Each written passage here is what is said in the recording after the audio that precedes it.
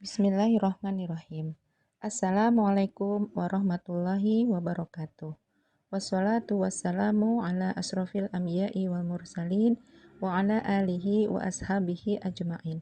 Ashhadu an la ilaha illallah wa ashhadu anna Muhammadan abduhu wa rasuluhu la nabiyya ba'dah amma ba'du.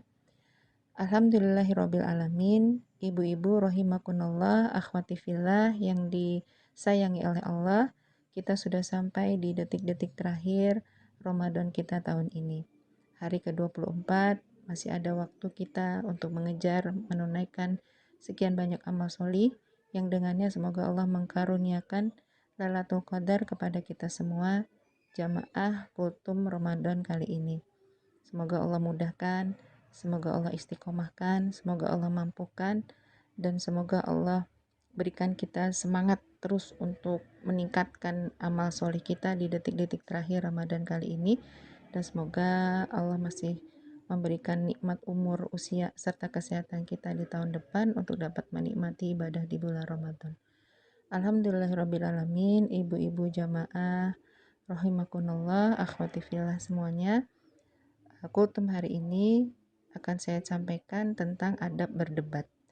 Mungkin kalau kita mendengar kata berdebat itu seperti orang yang bertengkar gitu ya ibu-ibu ya. Cuma kalau kita lihat definisinya al-jadal, bahasa Arabnya artinya adalah apa? Penyampaian hujah kepada pihak yang berbeda pendapat dengan tujuan untuk membela pendapat kita dan membatalkan hujah dari lawan bicara kita. Agar lawan bicara kita bisa mengubah pendapatnya kepada pendapat yang lebih tepat dan benar menurut pandangan pihak yang mengajaknya berdebat atau berdiskusi mungkin lebih tepatnya. Nah, berdebat atau berdiskusi atau jidal ini adalah perkara yang diperintahkan oleh syariat dalam rangka apa? Ya Bu, jadi bukan untuk mencari persoalan atau merendahkan orang lain atau misalnya menunjukkan kehebatan kita misalnya ketika kita mengajak berdebat atau berdiskusi pada pihak lain, tapi berdebat atau diskusi ini adalah dimaksudkan untuk menetapkan kebenaran dan membatalkan kebatilan. Dalilnya apa? Di surah An-Nahl 125 Allah telah berfirman, A'udzubillahi minasyaitonirrajim. Idz ud'u ila sabili rabbika bil hikmah wal mau'izatil hasanah wajadilhum billati hiya ahsan. Serulah kepada manusia kepada jalan Allah dengan hikmah dan pelajaran yang baik dan bantahlah mereka dengan cara yang baik. Wajadilhum itu diartikan dengan bantahlah atau diskusi. Demikian juga di surah Al-Baqarah 111 Allah sampaikan Qul hatu burhanakum in kuntum shadiqin. Artinya katakanlah, tunjukkanlah bukti kebenaranmu jika kamu adalah orang yang benar. Artinya kita mengemban risalah Islam ini punya kewajiban untuk menyampaikan kebenaran, untuk menyampaikan hujah atas kebenaran yang kita emban tersebut. Sebagaimana Rasulullah SAW, beliau telah mendebat orang-orang musyrik Mekah, orang Nasrani, orang Yahudi Madinah untuk menyampaikan kebenaran Islam. Jadi berdebat atau berdiskusi di sini bukan untuk sombong atau bukan untuk merendahkan pihak lain, tapi semata-mata untuk menyampaikan kebenaran dan menjelaskan jika ada kebatilan yang diemban oleh lawan bicara kita. Nah, di samping Allah memerintahkan kita berdiskusi atau menyampaikan kebenaran dengan berdebat atau berdiskusi, ada juga perdebatan yang dicela oleh syariat, sehingga dia menjadi satu bentuk kekufuran. Apa misalnya? Mendebat ayat-ayat Allah. Mendebat Allah itu sendiri, ya, di surah Al-Ghafir Allah sampaikan, A'udzubillahi minasyaitonirrajim, ma yujadilu fi ayatillahi illalladzina kafaru. Tidak ada yang mendebat yujadilu, ya, mendebat tentang ayat-ayat Allah kecuali dia adalah orang kafir.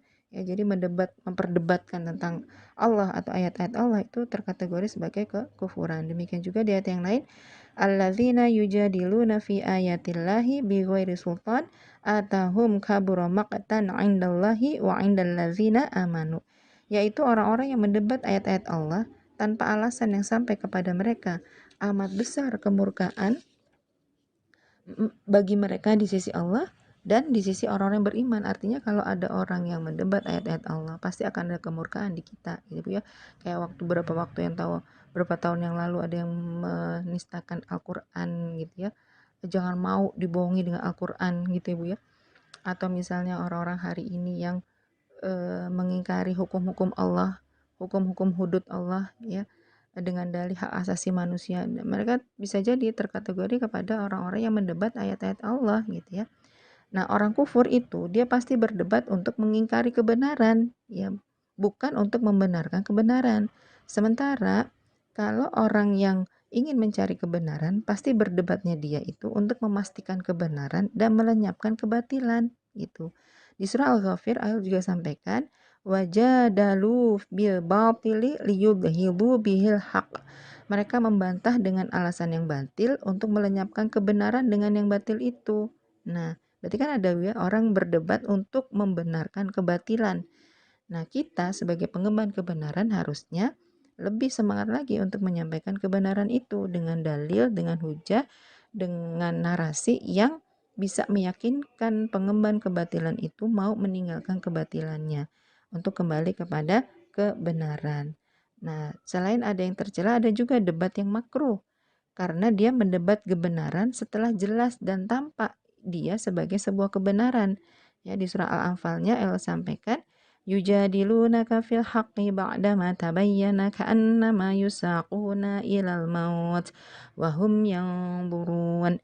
Mereka membantahmu tentang kebenaran sesudah nyata bahwa mereka pasti menang, seolah-olah mereka dihalau kepada kematian sedang mereka melihat sebab-sebab kematian tersebut. Ya. Jadi setelah ada kebenaran tapi mereka masih membantah. Misalnya Allah telah tulis di Al-Quran, telah sampaikan dalam Al-Quran bahwa pezina itu dihukum rajam atau dihukum jilid misalnya. Tapi ada yang mendebatnya itu tidak berperi kemanusiaan. Nah, naudzubillah, jangan sampai kita mendebat ayat-ayat Allah. Maka kita harus mendebat orang-orang yang berpendapat seperti itu dengan menyampaikan hujah. Karena berdebat itu harus dengan hujah atau dalil atau penjelasan yang memuaskan orang yang kita ajak berdebat, akhirnya dia bisa meninggalkan kebatilan tersebut. Dan Islam juga mengajarkan adab-adab berdebat ya yang diwasiatkan oleh para ulama, antara lain mengedepankan ketakwaan kepada Allah. Jadi berdebatnya kita adalah diniatkan untuk takarub ilallah dan menjalankan perintah Allah. Kemudian diniatkan untuk memastikan kebenaran, untuk menghilangkan kebatilan. Kemudian tidak dimaksudkan untuk kebanggaan, kedudukan misalnya, atau ingin dilihat orang sebagai orang yang pandai berdebat misalnya. Maka harus diawali dengan memuji dan bersyukur kepada Allah serta sholawat kepada Rasul SAW. Dan mohon kepada Allah, sungguh-sungguh kepada Allah agar diberikan taufik terhadap perkara yang Allah ridhoi. Kemudian berbicara juga singkat, padat dalam berbicara, tidak bertele-tele ya. Kemudian tidak banyak berbicara ya, yang itu nanti bisa membuat kebosanan, kekeliruan atau naudzubillah kesalahan. Kemudian juga tidak boleh merendahkan lawan diskusi dan meremehkan apa yang disampaikannya. Jadi harus mau mendengar apa yang disampaikan oleh lawan diskusi kita. Bersabar ya dengan sikap dari lawan diskusi kita. Kemudian juga tidak mengeraskan suara ya. Jadi cukup untuk bisa didengar oleh orang yang ajak kita diskusi. Jadi tidak berteriak-teriak itu.